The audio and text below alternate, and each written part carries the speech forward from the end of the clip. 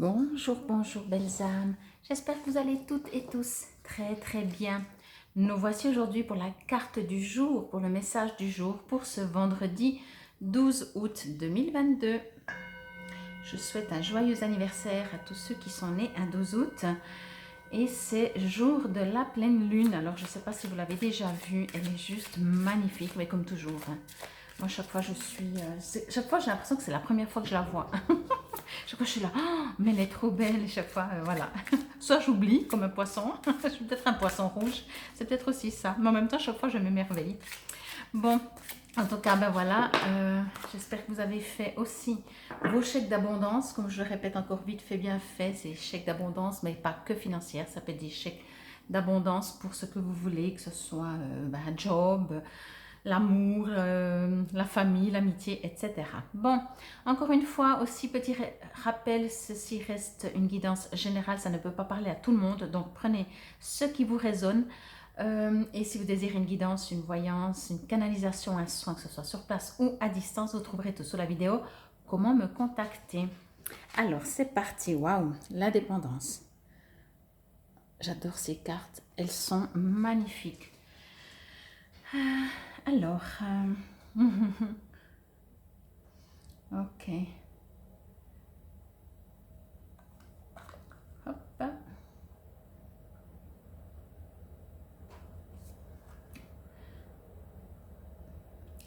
Alors, juste encore quelques petites secondes.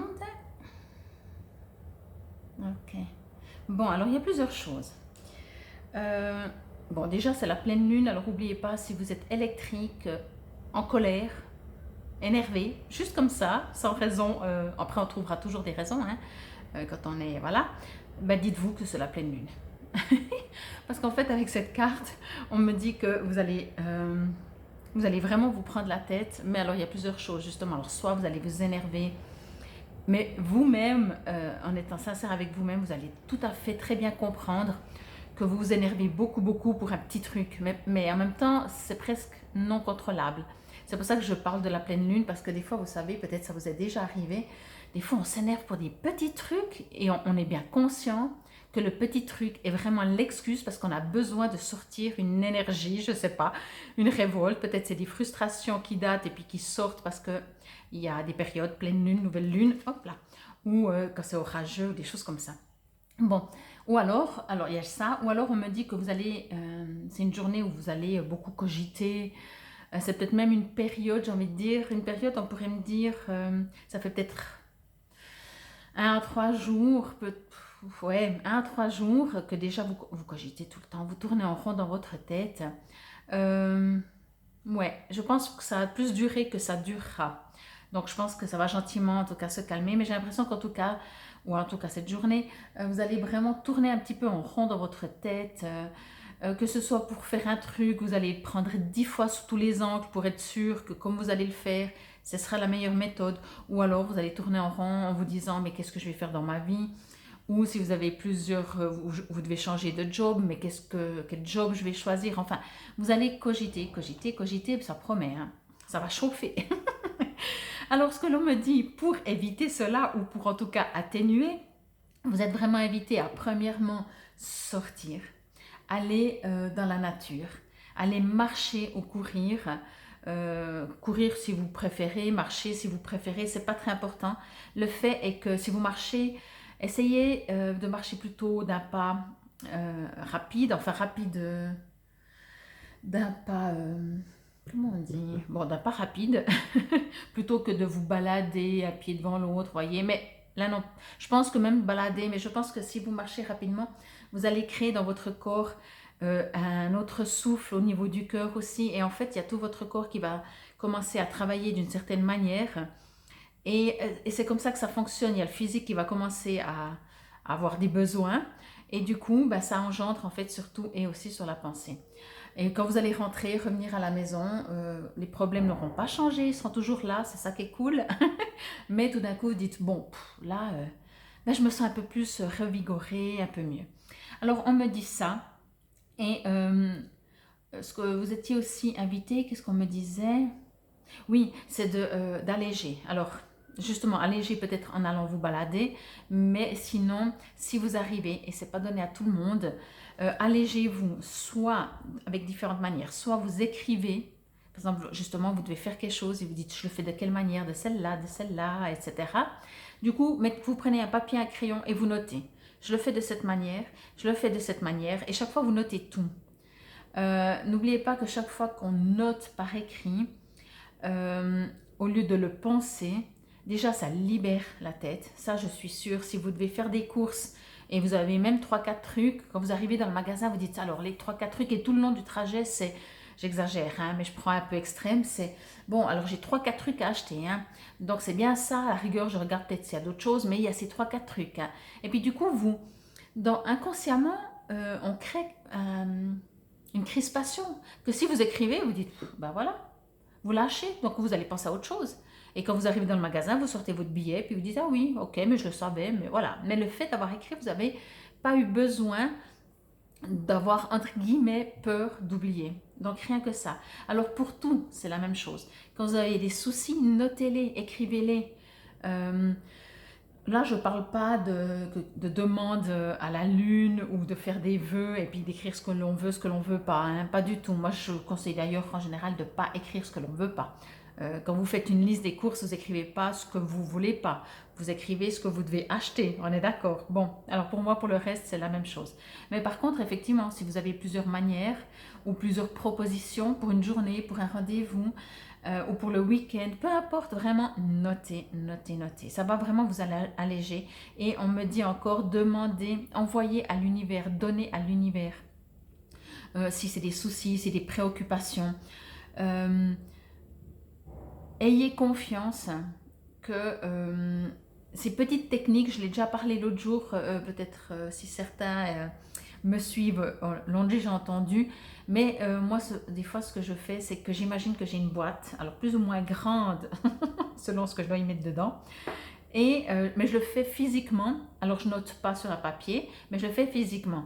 Donc, je mets dedans tout ce qui ne va pas, tout ce qui me stresse, tout ce qui... etc. Puis après, je ferme vraiment le paquet. Je prends le paquet, mais avec amour, hein, parce que je sais très bien que ce sont des expériences. Donc, c'est pas quelque chose que je jette, que je veux pas, que j'aime pas, qui est noir, qui est sombre. Non, non. J'ai besoin de m'en libérer, oui, mais c'est dans ma vie.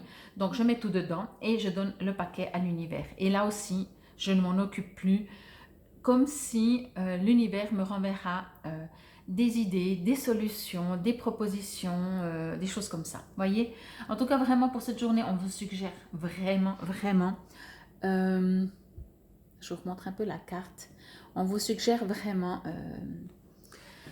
de vous alléger la tête. Dans l'indépendance, après on va lire, je vais vous lire le petit poème, mais dans l'indépendance, c'est vraiment ça, être indépendant de vos pensées, quoi.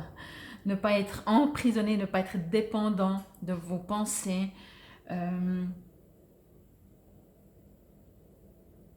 Ce que l'on me dit aussi, c'est qu'en fait, vous êtes tellement sensible, je pense, pour certains en tout cas d'entre vous, vous ressentez tellement les choses que indirectement, ben, ça part. En fait, vous faites les deux. Vous ressentez les choses, par exemple, vous ressentez une situation compliquée et direct, ça part, ouf, ok, alors comment je vais gérer ça? Voyez?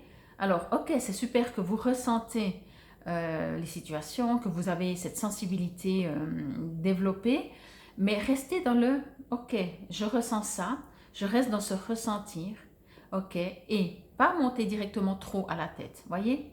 C'est vraiment ce que l'on me dit. Il y a vraiment... c'est pas lourd, c'est pas extrême, hein, c'est pas très lourd, c'est pas voilà.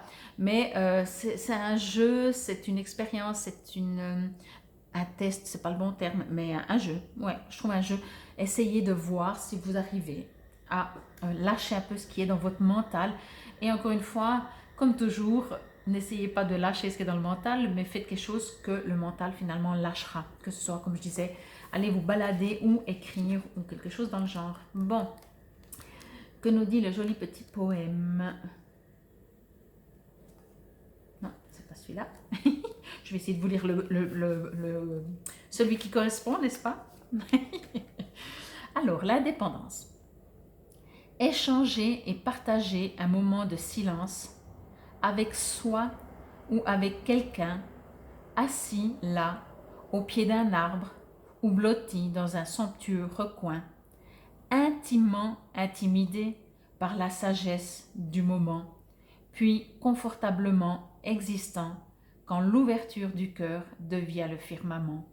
Pourquoi pas enlacé au creux de moi ou bien confortablement installé près de toi? Se laisser bercer par les louanges de la lune ou se tamiser l'esprit à la lumière des bougies. En cela peut résider plus bel acte d'amour. Je me dois de le vivre pour moi, pour peut-être le partager avec toi. Bienvenue à cet amour naissant, appelé désintéressé ou inconditionnel. Waouh, c'est magnifique. Alors effectivement, si ça parle d'amour, je crois que le message est clair, hein. Aimer quelqu'un, c'est pas le faire devenir sa chose, entre guillemets, vous voyez, c'est vraiment un partage. Alors prenez comme ça vous résonne. Si vous vous dites en ce moment dans une situation sentimentale, vous aviez besoin de réponses, peut-être là ça a répondu à une de vos interrogations. Et sinon pour moi cette indépendance c'est vous avec vous-même. Là aussi vous êtes vraiment invité à ne pas vous être indépendant, à ne pas vous détester ou détester une partie de vous, ou dire ah mais toi t'as rien compris, mais toujours entre vous et vous, hein. Vous savez des fois on est plusieurs quand même dans sa tête, hein. Vous je sais pas, moi c'est sûr. Bon, en tout cas j'espère que cela vous aura résonné.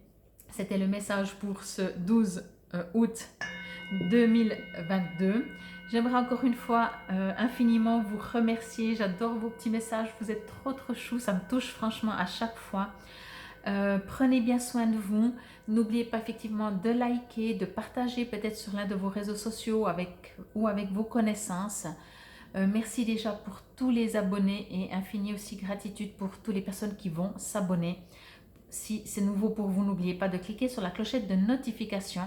Et entre-temps, je vous invite bien entendu à passer déjà une excellente pleine lune sereine, pas trop agitée, pas trop dans la pensée. Faites vos vœux. Et j'ai fait bien entendu une vidéo concernant la pleine lune. Je vous invite donc à aller la visionner. Et n'hésitez pas à me mettre en commentaire comment vous trouvez, est-ce que ça vous correspond, ce que vous êtes en train de vivre en ce moment. Infinie gratitude. Namasté.